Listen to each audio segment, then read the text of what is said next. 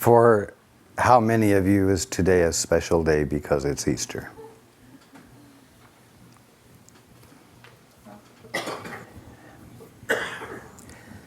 I want to share a poem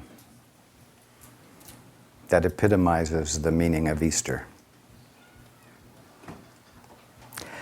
Humpty Dumpty sat on a wall. Humpty Dumpty had a great fall,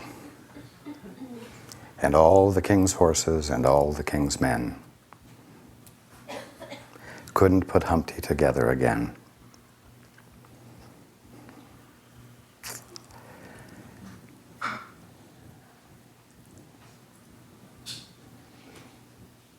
Surprised you.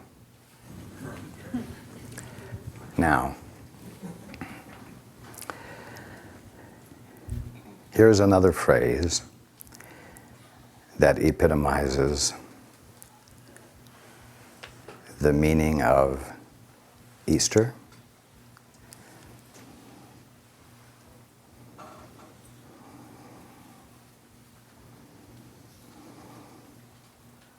If this cup can pass from me,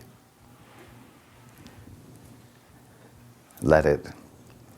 But, nevertheless, thy will, not mine, be done.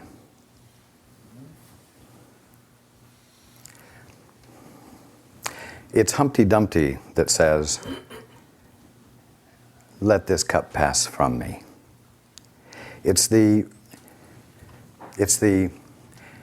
built-up sense of self, the ego sense of self, that has lifted itself up into an arrogant, self-satisfied position that says, don't let me fall.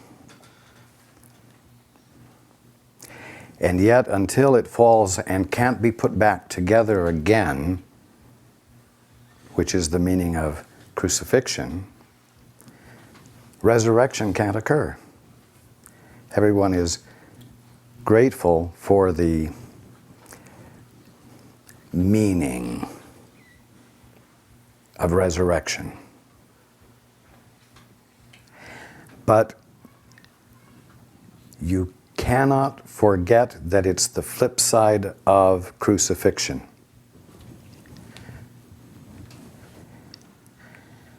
Now, I'm so glad there is a nursery rhyme like Humpty Dumpty to convey the meaning of crucifixion, because it's funny. It's not serious.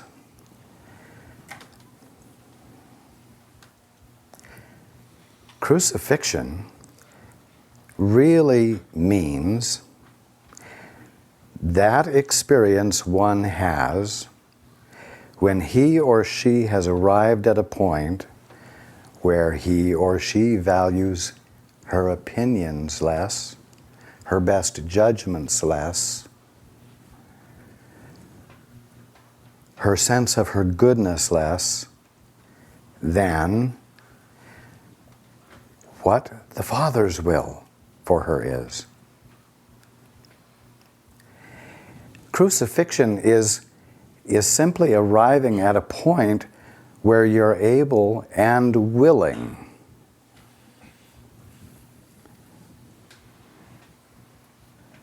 to rely upon a source other than your own best thinking. Oh, well, there are lots of things I can do, but when I do come to something that I know I can't do, I'll listen for guidance. Well, Humpty's still up there.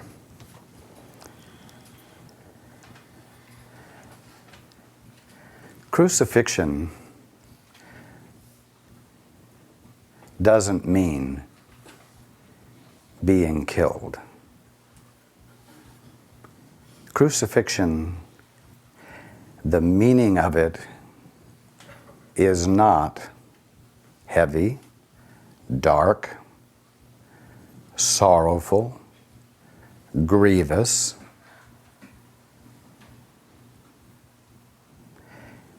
it lies in the phrase, nevertheless, thy will, not mine, be done. Do you see what I'm saying?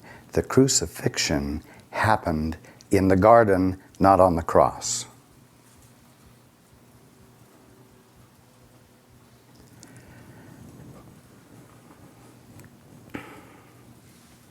Now, I will be perfectly frank with you. I said those words for the benefit of you. I said those words for the benefit of my disciples. I had no doubt. Because that is not the point at which I awakened. Full awakening occurred when John baptized me. But there was a purpose to be fulfilled in what you have come to call the passion of Christ.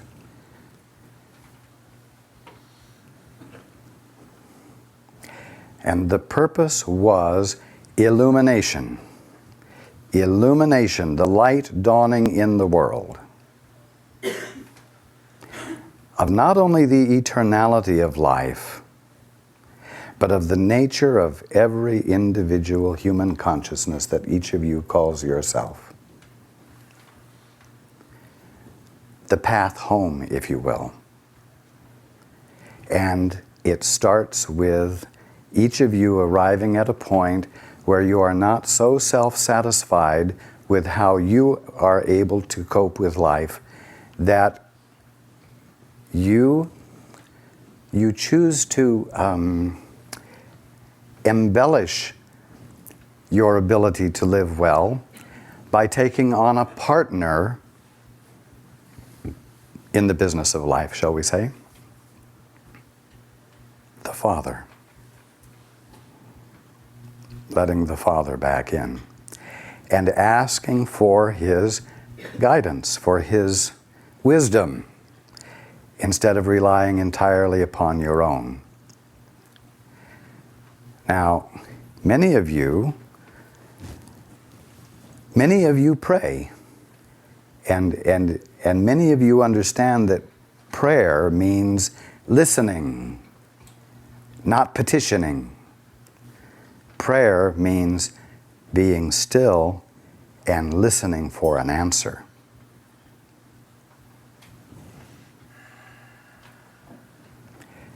And this is the beginning of crucifixion/resurrection.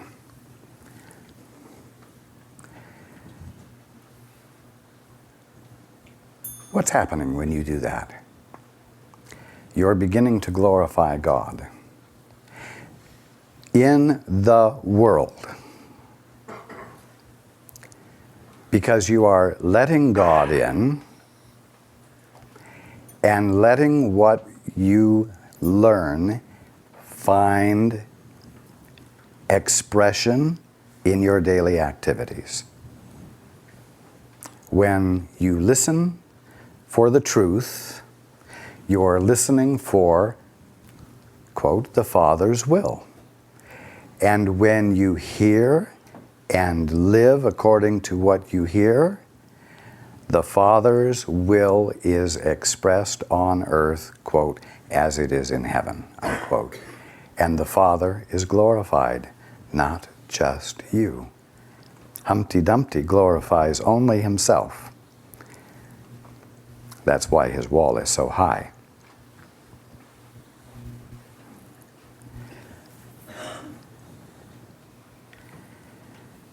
Glorifying God isn't singing praises. It's being the place where the meaning of God's will finds expression in you.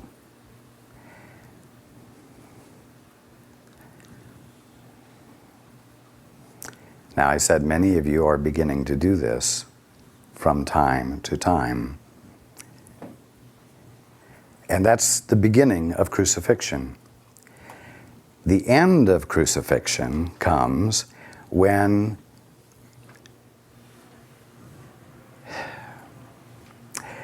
when you are willing not to hold out even a minute in your day to do what you want to do. When you sacrifice the last second out of every 24-hour period that you want to take to do what you want to do, to be Humpty Dumpty, then the capacity of Humpty Dumpty to be put together again is forever lost. And resurrection is your experience. How many of you watched the movie Air Force One?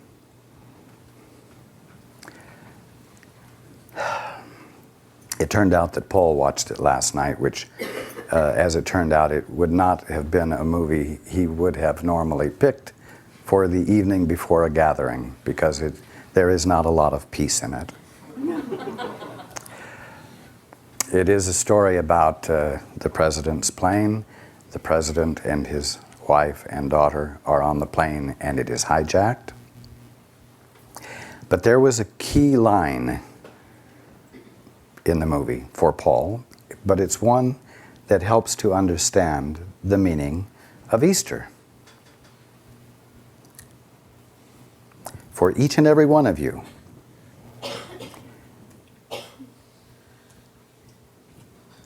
the president was held hostage,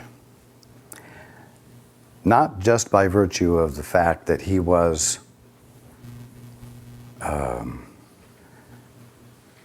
not free to act on his own, but he was also held hostage by threats to his wife and his daughter. The vice president and part of the White House staff had to decide whether or not the president was in a position where he was able to act as president, fulfill his function as president, which really has a global frame of reference to it. And it was suggested that he was acting as husband and father because of the threat, and as a result was not able to act in the capacity of president. An interesting thought.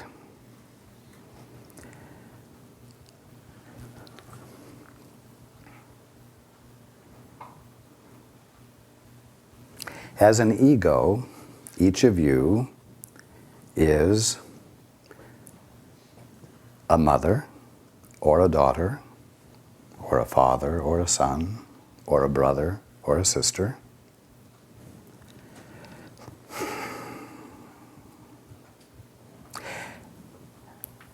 And this is Humpty Dumpty.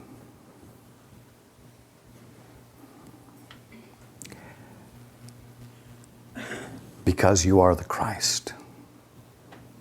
Not conscious of your capacity to act as the Christ in the context of heaven, right here. And as long as you identify yourself as father, mother, daughter, son, brother, sister, with allegiances to your family at this level, you are incapable of acting relative to the brotherhood, the sons and daughters of God, in the context of God being all. You are not able to act as the Christ. You are not able to feel yourself in your Christhood.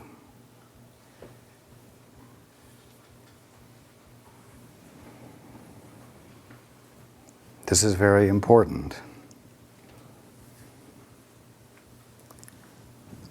As part of the passion play, if you will,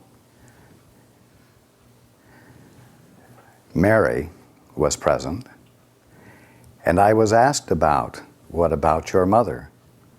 And I said, you see how this fits in? Who is my mother? And who is my father, you see? Because I wasn't there as son. I was there as the Christ. I promise you, if I had been there as a son, causing grief to my mother, there would never have been a resurrection. You see, like the thief, like Humpty Dumpty, I would have simply died like everyone else.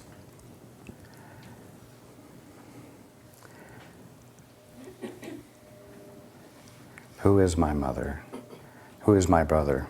My mother is my brother. And my sister is my brother.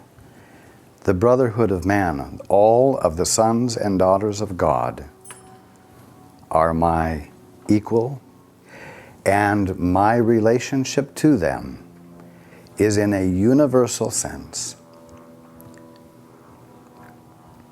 But the point of it is that so is yours.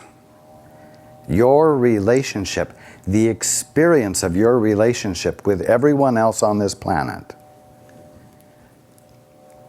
awaits you in its reality as a universal experience in the context of the allness of God, and not in the context of well-decorated Easter Humpty Dumptys.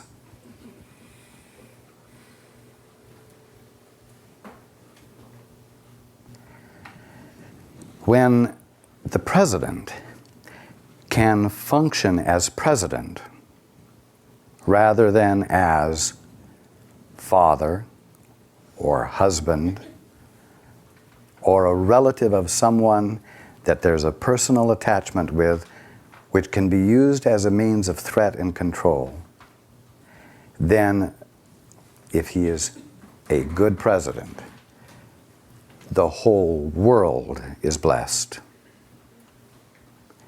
Because that's the context of his function. And it's the context of your function.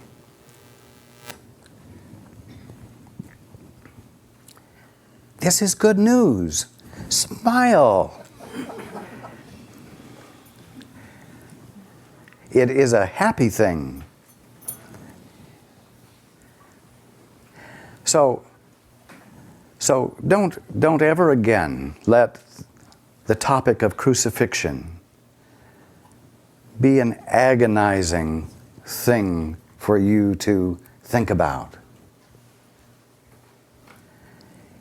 It's all it is you arriving at a point where you're willing to say, beyond what I already know, I have some curiosity. I want to know more than I already know. The minute you become curious, you become, you might say, a pregnant question mark. And if you stay silently in that state, you will find yourself filled with the truth. You will find revelation occurring. Now, is it going to be revelation about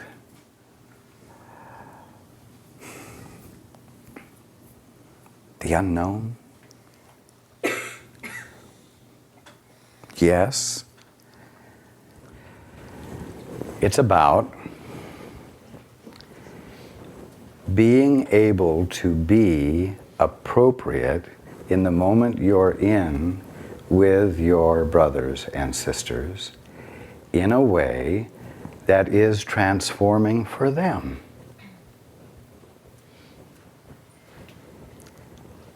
It is the president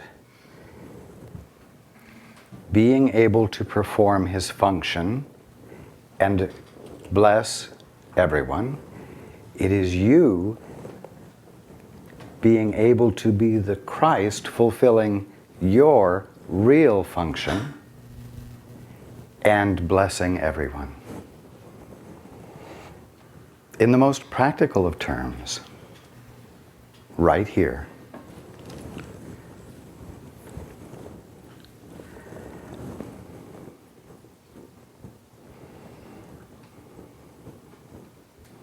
I want you to think about it for a moment.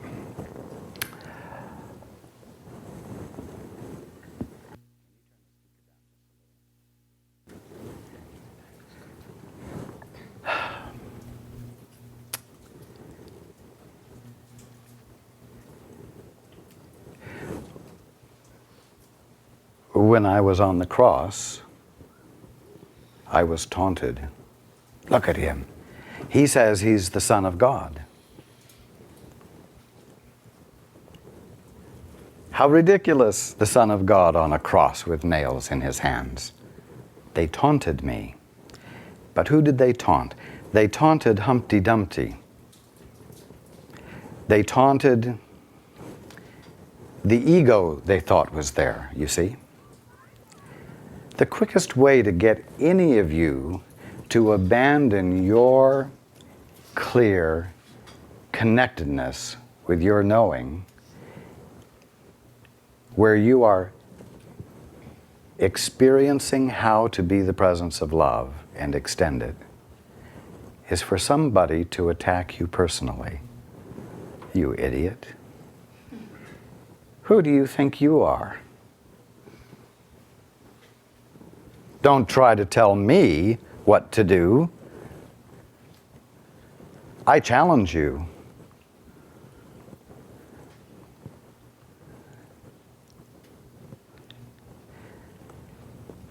And if you're not securely grounded in your connection to the experience of how to be the presence of love, you will kick into old habits of reaction as Humpty Dumpty. And you will feel, if nothing else, offended. How could you do this to me when I've been doing such a good thing? Paul has said many times, I don't expect people to respect me, but I do not expect to be put down. I do not expect to be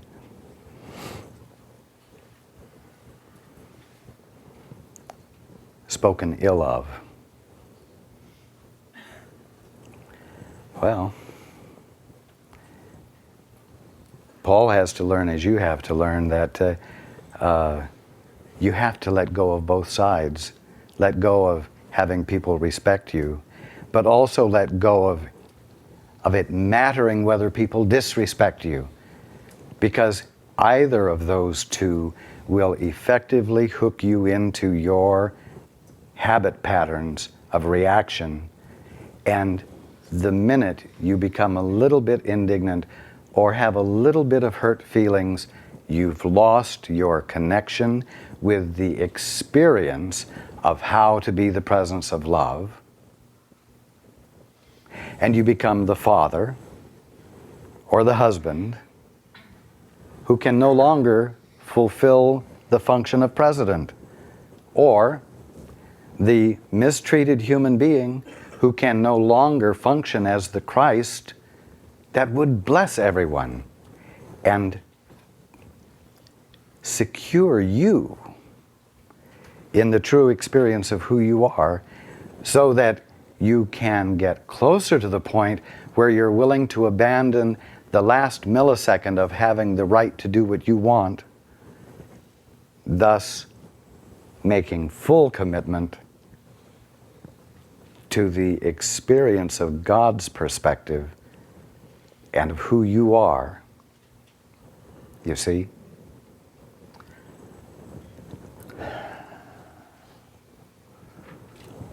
The passion, as it's been called, illustrates all the elements of waking up. It certainly does it in stark terms that did register with everyone and registered significantly enough to stay alive down through the centuries. But the love that I expressed in uncovering to everyone who would come to hear the story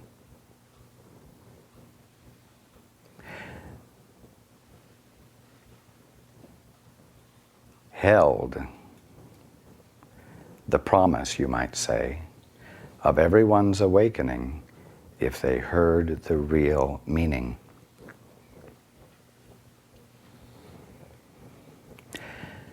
There could not have been a resurrection without a crucifixion. And there won't be a resurrection of any one of you without a crucifixion. Thank God there's both sides of the coin. Thank God there was a crucifixion and a resurrection. No one needs to feel guilty that there was a crucifixion, because it was essential, and it still is essential with each one of you as an element of coming back into your right mind, regaining your sanity. And there's nothing horrible about it at all, except that we did it in a way that got your attention and kept your attention where the elements of awakening could be seen. So, there's one other point.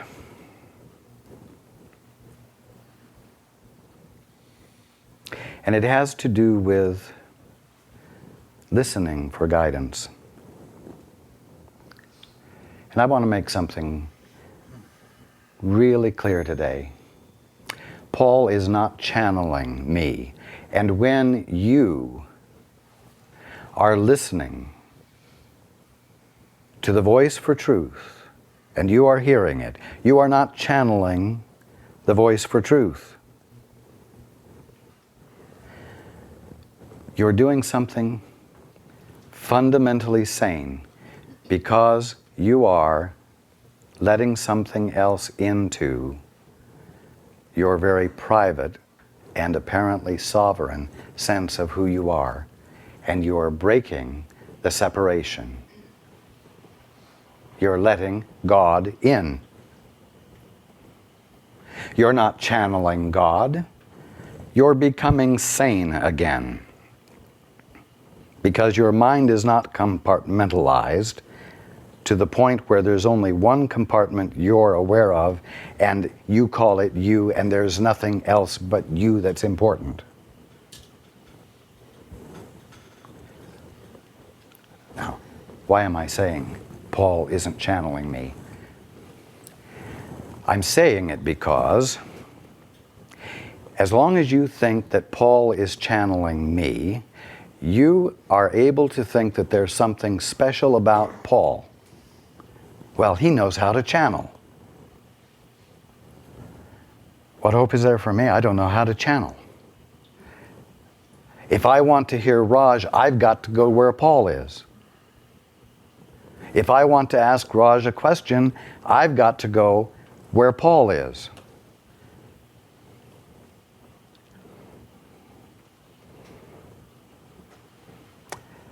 No.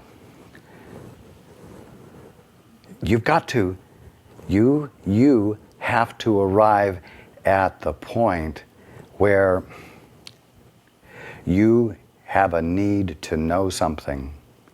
You call this being at the end of your rope. You call this a crisis. Because if it was something you knew how to handle, it would have been handled and you wouldn't call it a crisis. What you call a crisis is a place you have arrived at where you don't have the answer and you are sure you can't possibly have the answer.